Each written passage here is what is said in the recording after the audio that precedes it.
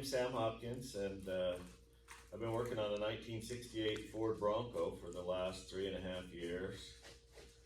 Before the pandemic and through the pandemic till now, and I got a little more to do. But I'm recently retired, and I'm hoping to finish this project by the end of this year, at least get it on the road.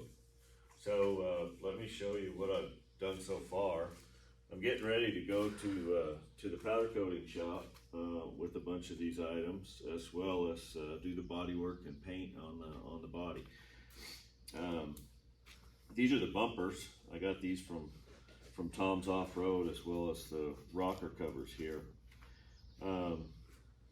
This is my spare tire mount that I made, and this is actually the stock tow bar that's really strong, and I recall that, and so I'm keeping it, and I've added this tow hook to it. This is a transmission mount. My gas tank shield cover that I've made, and put little horsies in it, and I don't know if you can see them. These are all panels to cover the body where I had to open it up for the coilovers and bypass shocks that this has at all four corners. I've owned this Bronco since I was in high school, and I used to jump it, and I always wanted to really beef it up and be able to really go and jump, and so that's kind of what I'm doing here. These here are my front coilover cylinder mounts, as well as my battery tray, and I got that from Wild Horses. These are my front mounts for the coilovers and the bypasses, as well as the anti-sway bar that I've constructed.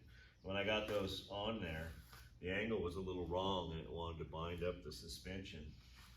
So I found these 6-degree shims on Amazon, and I drilled those, and I installed them underneath here where it mounts to the original spring perch mount on either side. And with that 6-degree mount, it all works, makes a difference and works really well. I'm holding this card here because this is my welder, Kip's Performance. Kip Lish has done all my welding on this, and he's almost done. I thought he was done, but I found a couple little things I need to get him back for. So Kip, there's your plug. These are covers for the rear coilovers and bypass shocks. These are my anti-rock bars for the front, and these tie the roll bar to the frame in 4 places. This is the roll bar here that also mounts the seats, and so all that'll go to the powder coating. These are the colors that I'm going to use that are on the wheels here. These are trail ready bead locks, and this is the black. It's just gonna be flat black, most of these things, and then this graphite color I'll do the roll bar, as well as the suspension links on the frame. So let's take a look at the frame. It's all welded up, and I've been smoothing it off, and it's about ready to go to the powder coater. But you can see I've removed all the front original coilover mounts, and added all this support for the front spring mounts, excuse me, and added all this support for the new coilovers. So I built all this. These are cans for the bump stops, as well as mounts for the limit straps here. In the back, I've removed the springs and put in a 4-link that I got from Jeff Falzone in California at Giant. So it's a Giant 4-link, and it came with a giant rear end. And I had to open up the frame a little bit when I got this to get everything to fit, but it all works good now. So this is a Ford 9-inch 456 gears Dana 44 in the front with 456 gears. I've got disc brakes and everything for it. It's all taken apart now because of course we're going to powder coating and painting and cleaning it up, but I'll post some more videos as it goes back together. So that's the frame. This is the body, and you can see where I've had to open it up for the shocks in the front. We repaired some rust. It has new floor panels in it. Had to add a new tunnel cover for the new Venture 4500 transmission 5-speed that's going in it. These are the openings in the back for the rear coilovers and bypass shocks.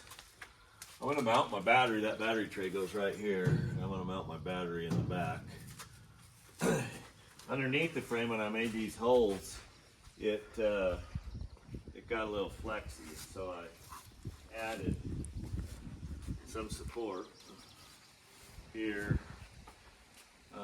I added this support because these are there's 6 mounts to the roll bar, and these 2 I can't tie to the frame, so I've just strengthened it here and added that to help tie it in.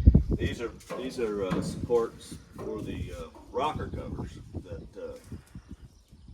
that are heavy duty and cover the original rocker. So we've cut the rust out here, and since that'll all be covered up, it's just going to stay because you'll never see it. So all this has been added to the bottom. I've opened this is I'm putting, I got rid of the original foot emergency brake, and I've put a hand emergency brake in, so that's what this opening is for.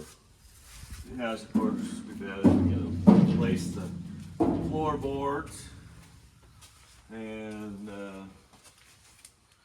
I'm just cleaning that up and try to get it primed, and I'm going to paint underneath and inside kind of the bed liner black material, and then I'm going to get it back assembled on the frame once it comes back from the powder coater, and then I'll send it down to paint it. These are my doors I've been working on a little bit.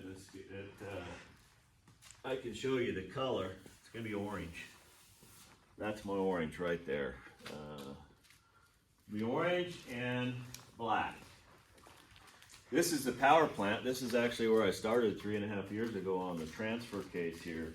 I put a heavy duty output shaft in it and rebuilt it. And that's a rebuilt New Venture 4500 5-speed transmission, as well as this engine. This is an original 302 Boss Ford block that I've owned for a long time. It has 3 sleeves in it, but I think it's going to work good. These are trick flow heads, and it has all the goodies inside. Roller rockers. It's all forged. And then the Edelbrock Pro Flow fuel injection. And so I'm hoping to get that this all put together and get that thing running in time for Christmas. So when I get things back from the powder coaters, I'll post another video and show folks what that looks like. And maybe when I get the sandblaster out again and get it working good, I'll take a little video of that.